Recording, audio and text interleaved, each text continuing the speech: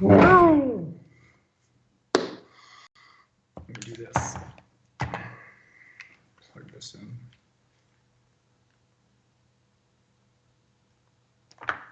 Cool intro. Can everybody hear me okay? Oh, hey.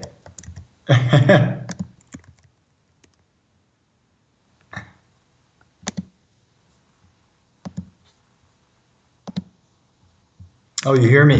Okay, cool. Hold on. Looking good? Oh, thank you.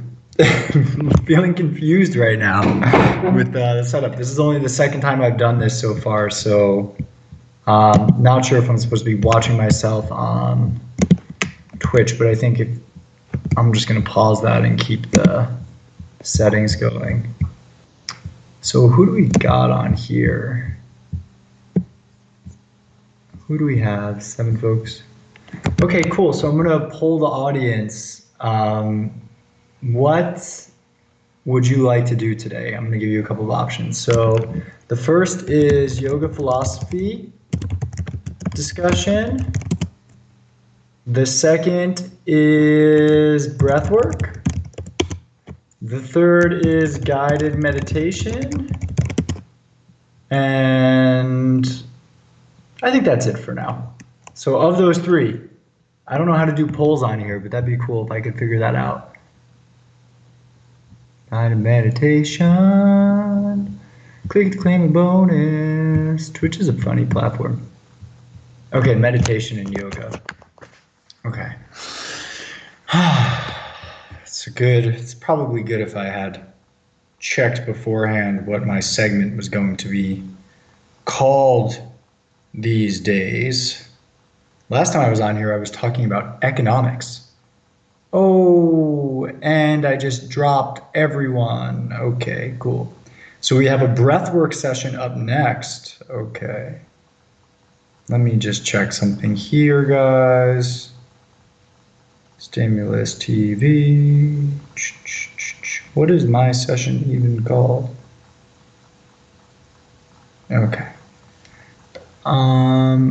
Nice, Johan, cool. That's great.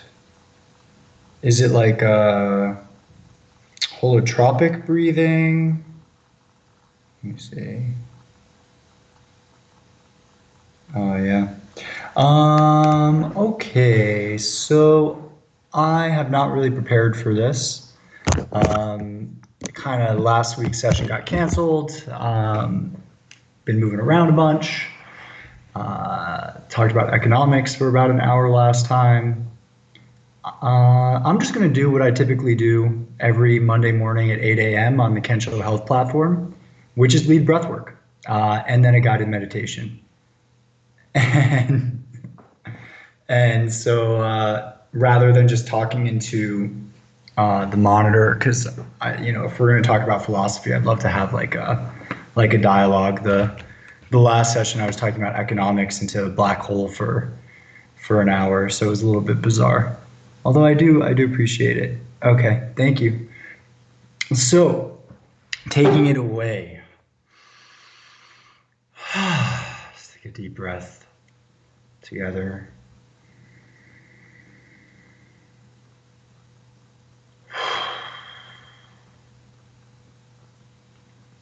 For those of you that are still here, let's turn down the frequency just a little bit.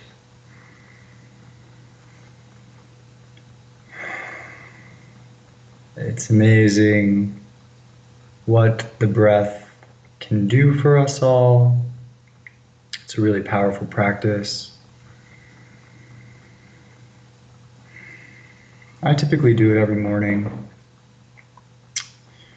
The way that I started thinking about breath work or pranayama practice is in 3 stages. So we can do breath to clear negative emotions, clear unwanted psychic energy, clear all the thoughts that are running through our heads, clear out our lungs, clear out the space in between the eyebrows, just clear and cleanse to rid ourselves of that which we no longer need, no longer serves us. And then we can use the breath to calm ourselves, to find center, awareness, and start to build our intention. And then we can use the breath to create. We can create energy, we can create heat, we can create protection around ourselves, and we can create through our imagination or manifestation that which we deserve. So pranayama is the ancient practice of breath work in the yoga tradition. Prana being the energy that flows through all things.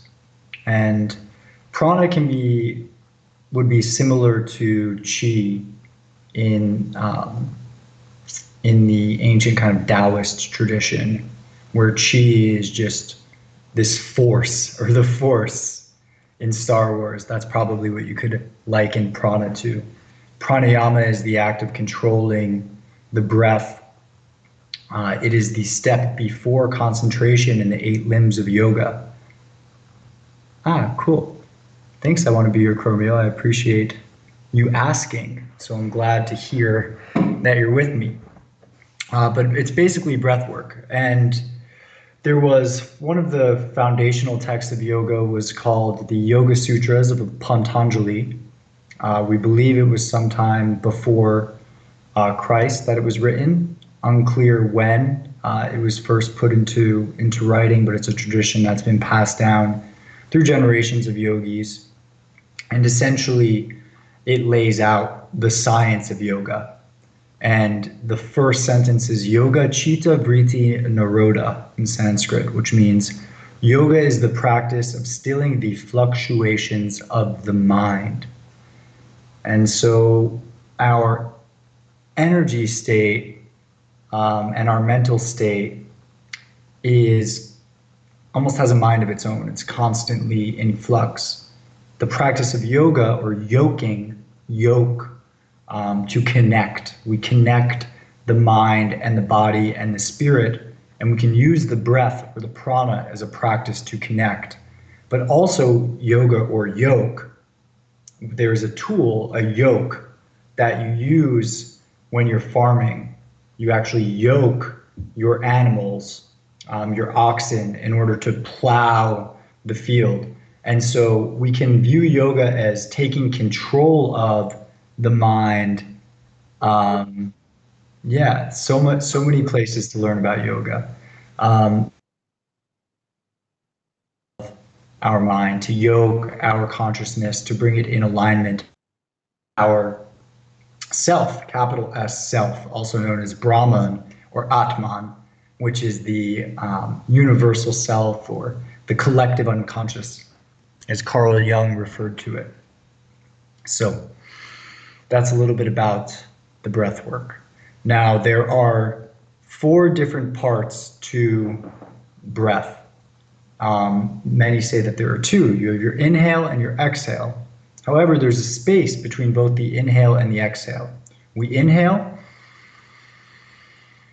and then we retain the breath by holding the breath and the pranic energy in our lungs.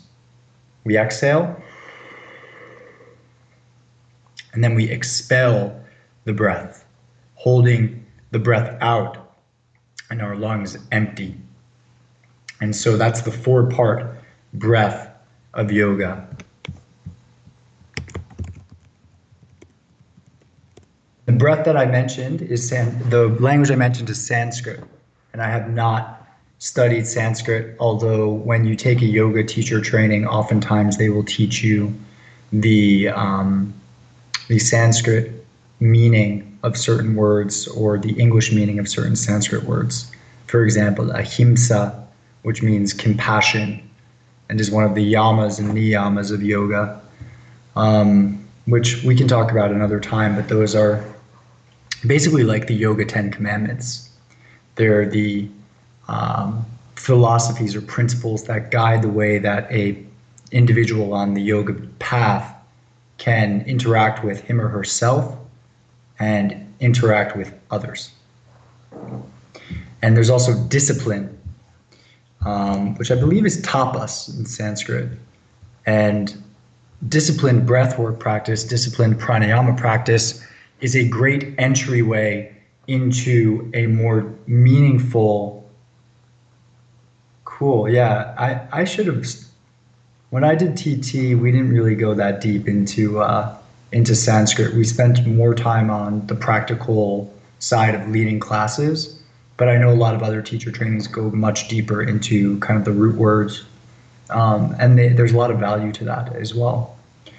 But yeah, the breath work, the pranayama practice is, I believe, the fifth limb of yoga, and you can think about these as kind of steps. And so after pranayama, there's dharana, which is concentration.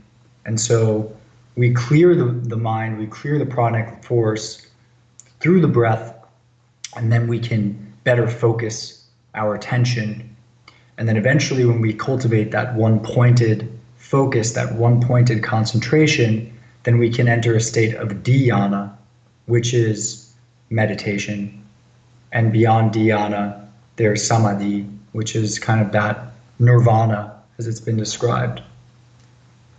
I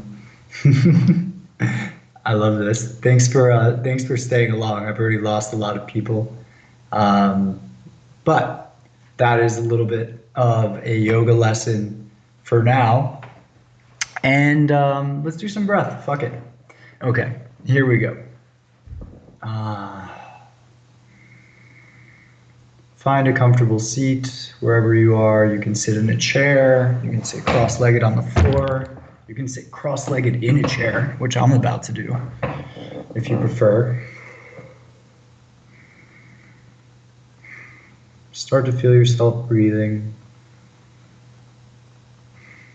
in through the nose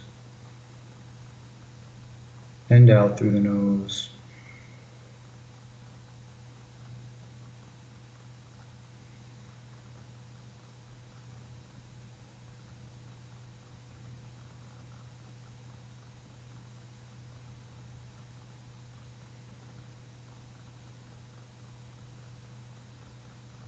See if you can relax your shoulders and your jaw. Relax the space between your eyebrows. Finding a balance between a comfortable and upright seat. So you're not stiff, but you're not sagging in your chair either. Okay.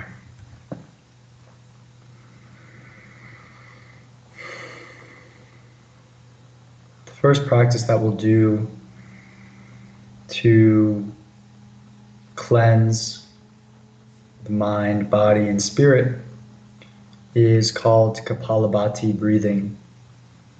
Kapalabhati, or the shining skull breath, also known as the breath of fire, can build heat in the body.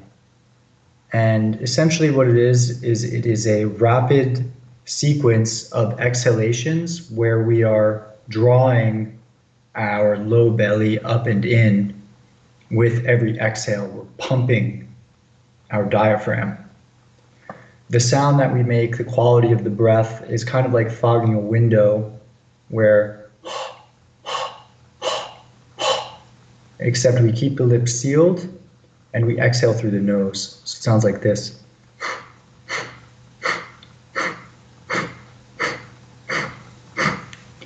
With the hands or the mudras that we make are also an important part of the breath practice. For this practice, we want to keep the hands in dhyana mudra. Dhyana mudra is a representation of the little s self, or the ego, in the pointer fingers bowing to the thumb, which is a representation of Atman or Brahman. So we bring our hands to the tops of our laps, palms facing up in dhyana mudra. We sit in an upright, comfortable position.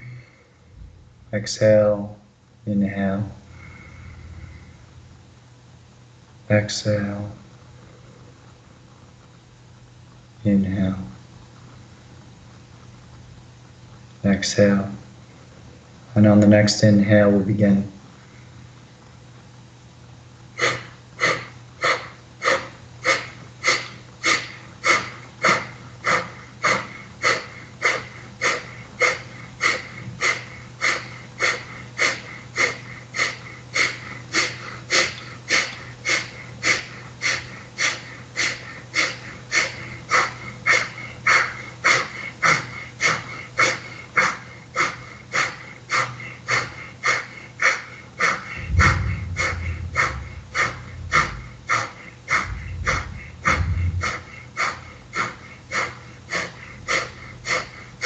Keep going for 10 more breaths. Gazes between the eyebrows, pumping the belly. And then after 10, exhale. Inhale deep and full. Tuck your chin to your chest, pull up on your low belly, and hold the breath in. Lift up through the pelvic floor. Relax the shoulders, relax the jaw. Then whenever you're ready, exhale, release the locks. So when we retain the breath after Kapalabhati, we are applying what are known as the bandhas. Bandhas are essentially energy locks in our body that we can use to hold the pranic energy in or out. And so there are three that we need to be concerned with for retention. The first is Uddiyana Bandha, which is pulling the low belly up and in. The second is Mula Bandha, which is pulling the pelvic floor up. So it's lifting through the pelvic floor. You might feel the sensation of if you were stopping yourself from peeing midstream. Those are the muscles that you want to engage. They're also known as Kegel muscles. And then the third is Jalara Bandha, which is at the throat chakra, the fifth chakra here at the base of your throat. And that's just simply tucking your chin to your chest, lifting your chest to your chin. And in this way, we lock in the pranic force after we inhale and retain the breath. And as I mentioned before, I see there's a question here, but a mudra is what you do with your hands and your physical body, setting intention behind what we do with our physical body. Because I wanted to say just hands, but there's also mudras you can do with your tongue as well. Okay, let's do another set of Kapalabhati if there's not any other questions. And we'll sit in an upright, comfortable position. You can be seated cross-legged on the floor. Start to breathe naturally, keeping your eyes closed.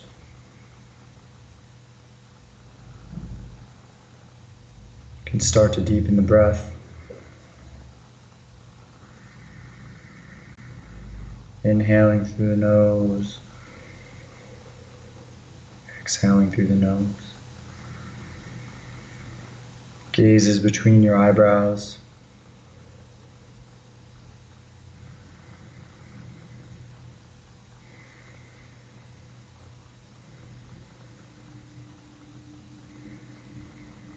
On your next inhale, we'll begin Kapalabhati breathing. Begin.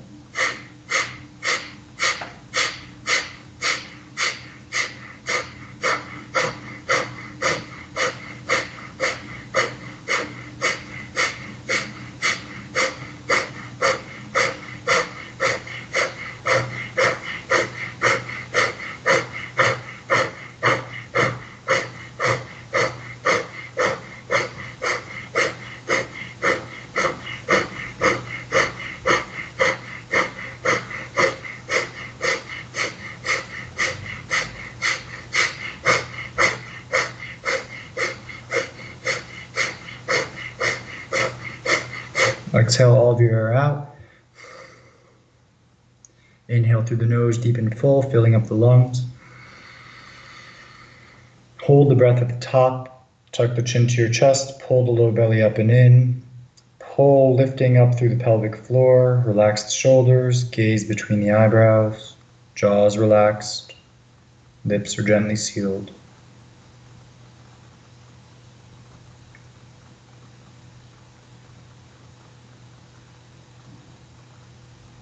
Then release the locks and exhale.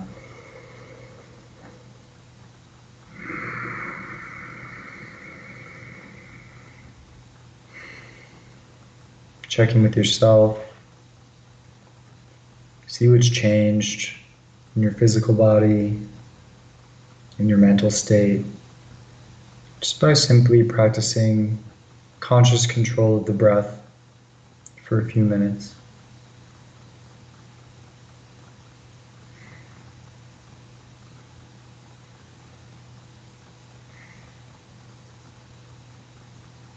Next up, we'll do Bastrika. Bastrika, also known as the bellows breath, is, I like to consider it like the sister breath of Kapalabhati. Except with Bastrika, I'm glad. With Bastrika, we're focusing not just on the exhale. In Kapalabhati, we only draw conscious awareness to the exhale as we pump the belly up and in. With Bastrika, we're focusing on both the exhale and the inhale. We continue to pump the belly with every exhale, but we also draw awareness to that inhale. So if you listen, you can hear the difference. This is Kapalabhati, and this is Bastrika.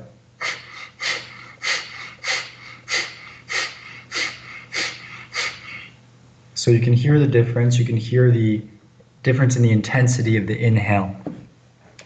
Now, I like to practice a certain type of Bastrika that is very, very rapid.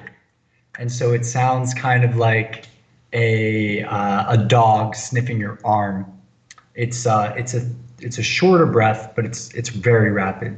So you can listen to me. It sounds a little bit something like this.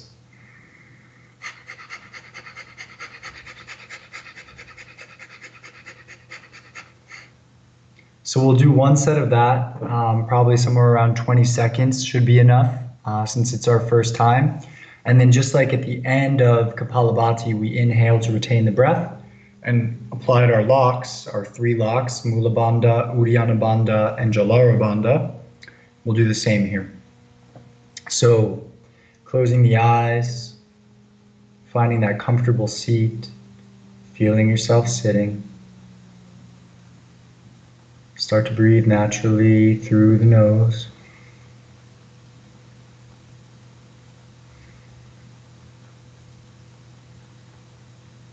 On the next inhale, we'll begin the Bastrika practice.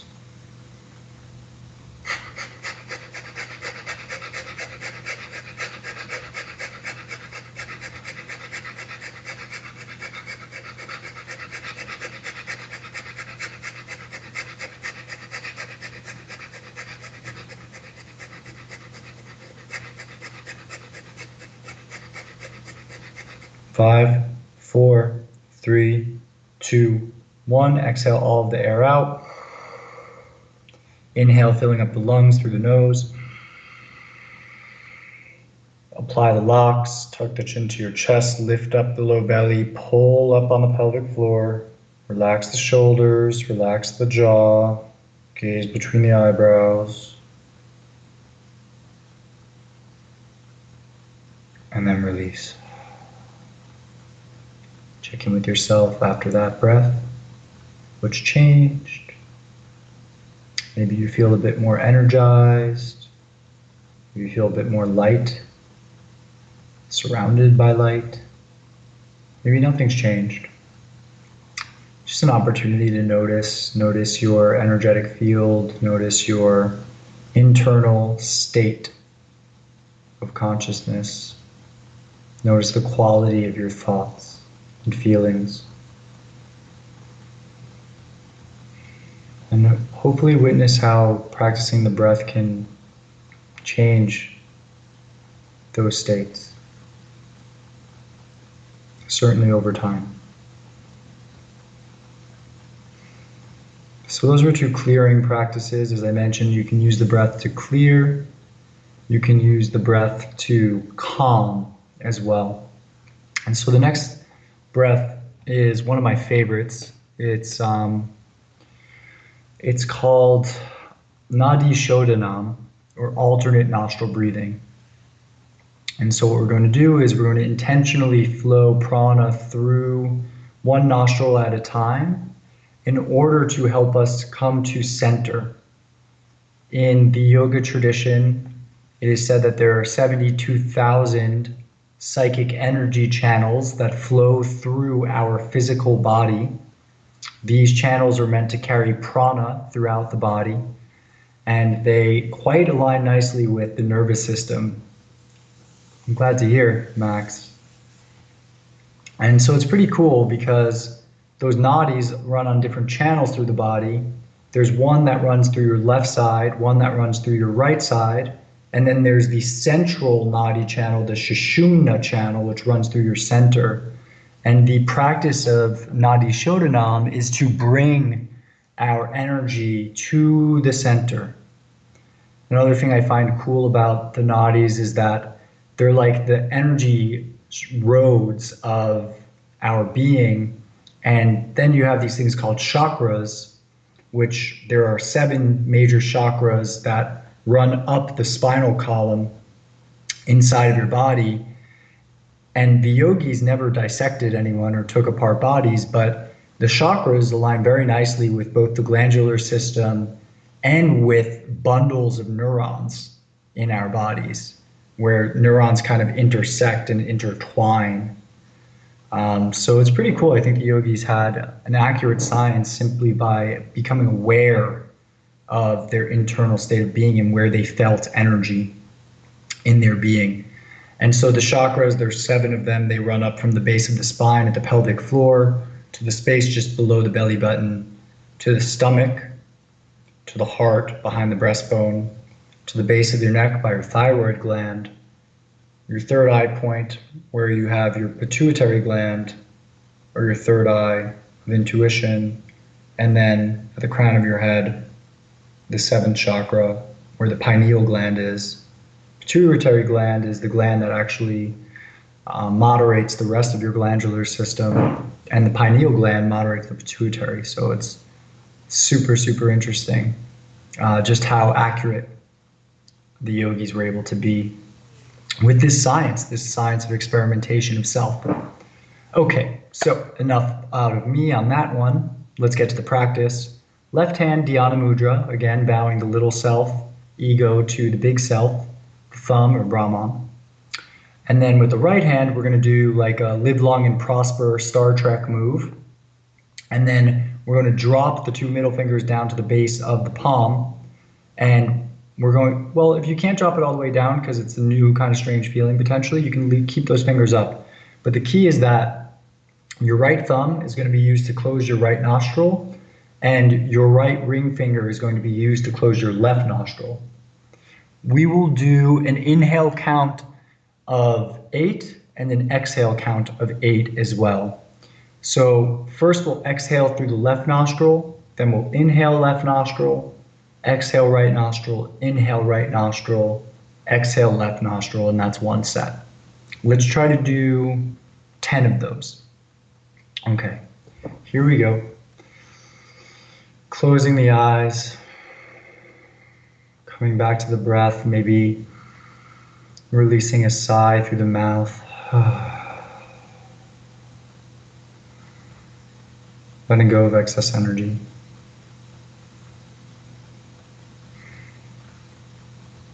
We'll bring the right thumb to the right nostril and exhale out of the left nostril for an 8 count. Inhale left. Close the left nostril, exhale right. Inhale left, right. Exhale left. Inhale left. Exhale right. Inhale right.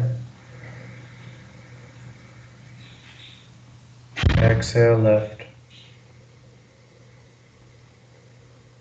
Inhale left. Exhale right. Inhale right. Exhale left. Inhale left. Exhale right. Inhale right.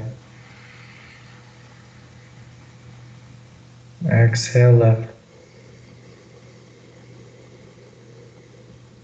Inhale left. Exhale right. Inhale right. Exhale left. Inhale left. Exhale right. Inhale right. Exhale left. One more of those rounds. Inhale left. Exhale right. Inhale right. Exhale left. Release the breath. Allow it to flow naturally. Notice any difference in feeling in the body, space between your eyebrows, your belly, and your chest.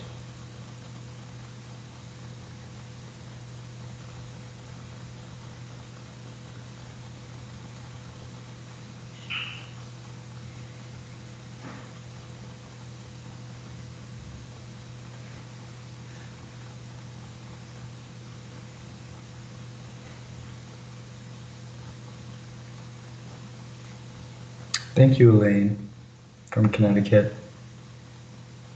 My mom is Elaine from Connecticut, actually. She grew up in Bridgeport, for those of you that were wondering.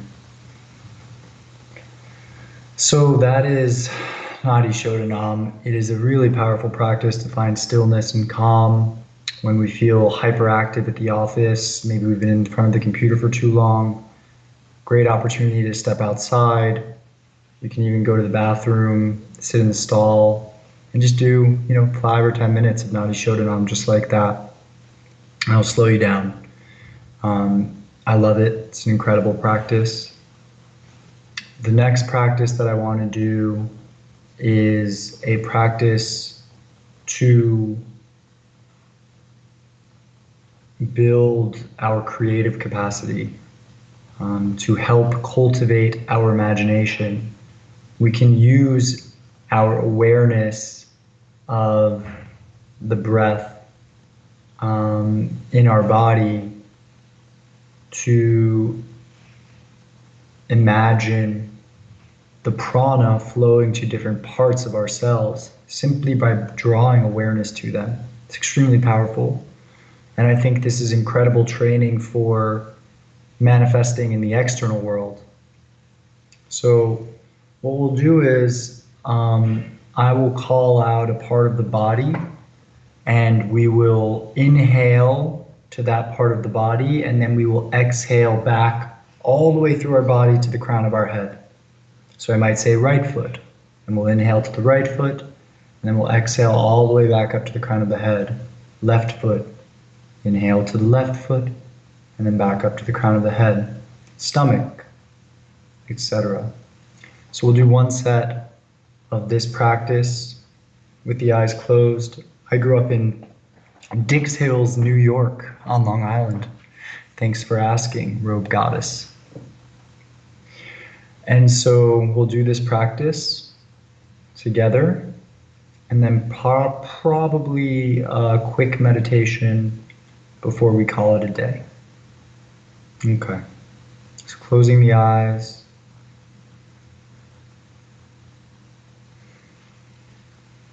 Coming back to the breath.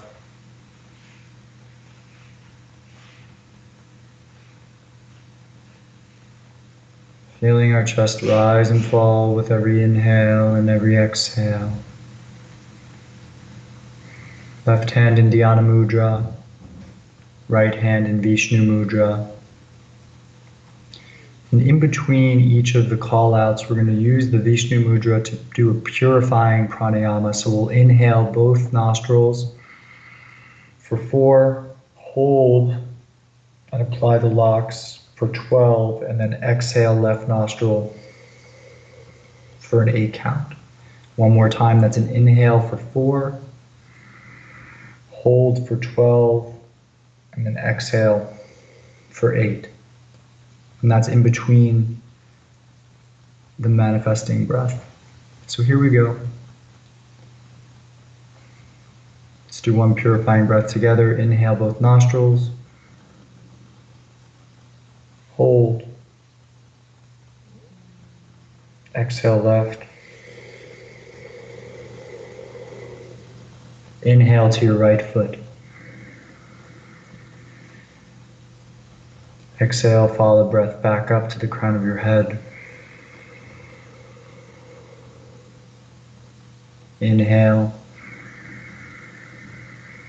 Hold. Exhale left. Inhale to the left foot. Exhale to the crown of your head.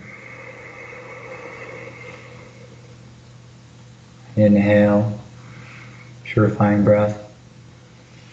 Hold, apply the locks, close both nostrils. Exhale, left nostril only. Inhale to the right palm. Exhale to the crown of your head. Inhale, purifying breath. Hold, apply the locks.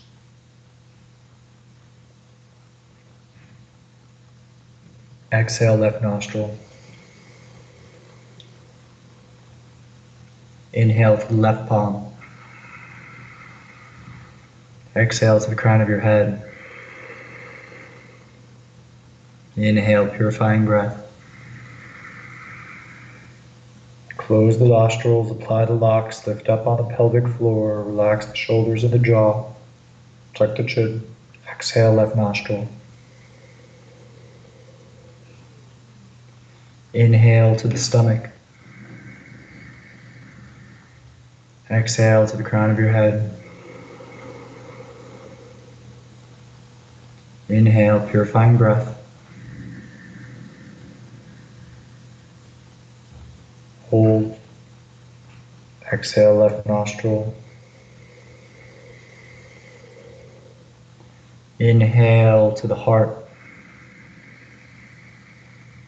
Exhale to the crown of your head. Inhale.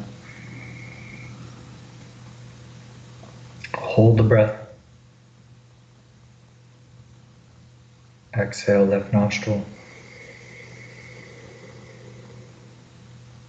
Inhale to the base of your throat.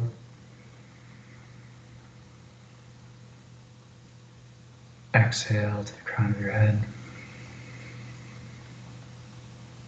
Inhale.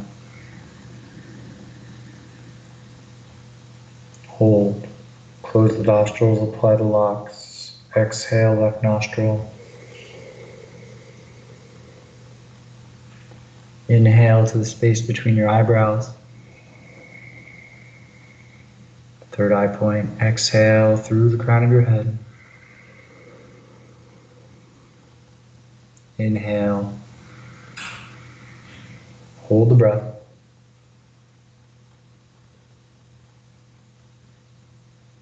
Exhale, left nostril. Imagine you can inhale through all the pores of your skin. Follow that inhale up your spine into the crown of your head. And then exhale, trace the breath all the way down to the base of your spine, one vertebrae at a time. Inhale. Hold the nostrils, apply the locks, pull low belly in, lift up on the pelvic floor, tuck the chin to the chest, lift the chest to the chin. Exhale, left nostril.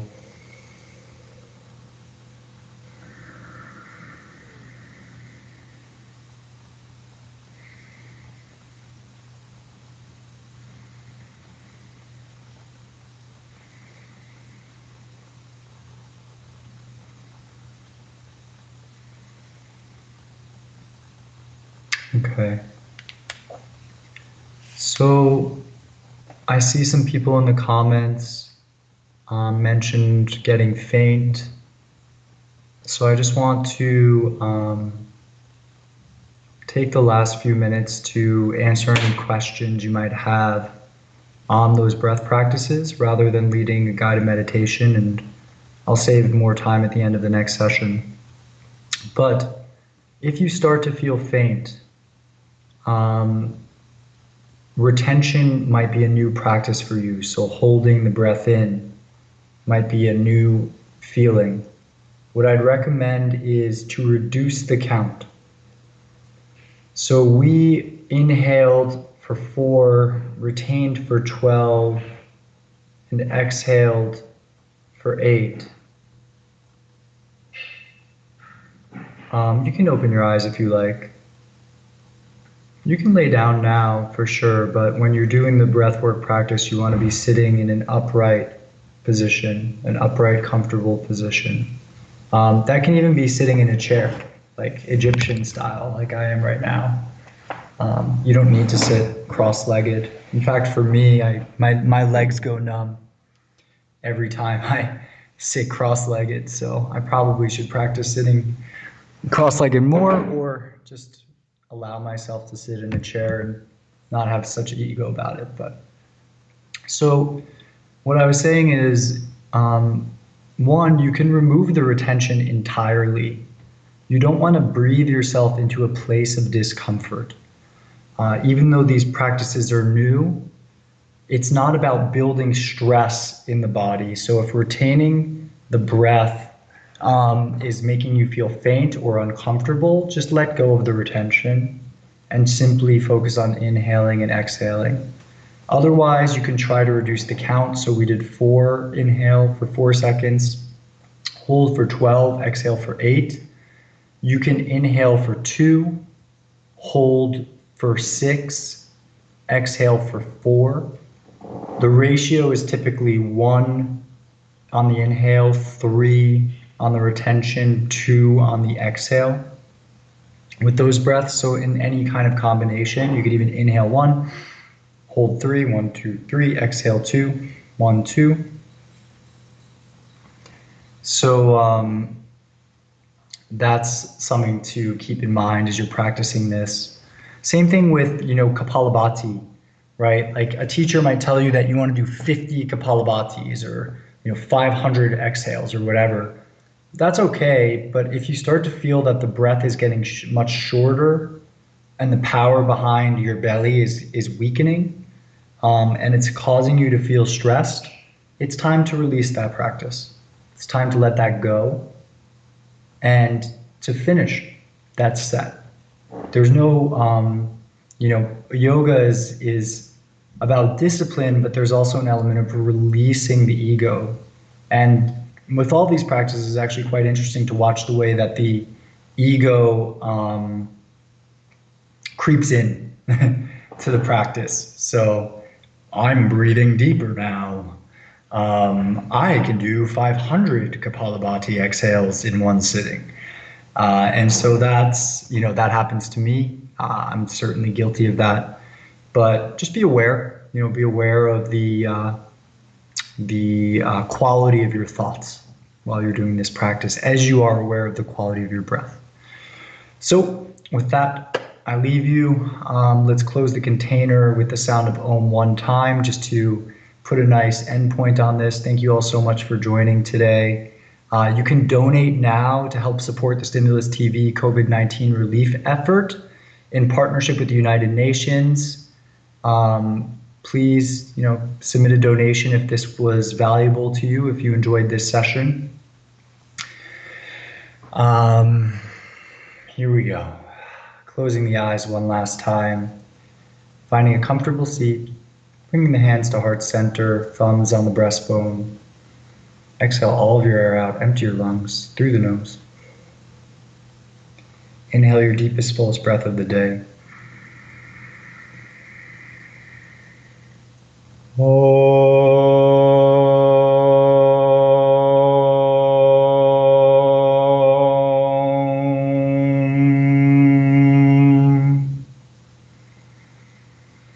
Shanti, Shanti,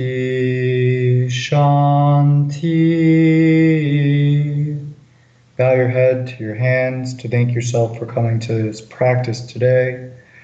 And then bow your heart to thank all those that joined us. Namaste.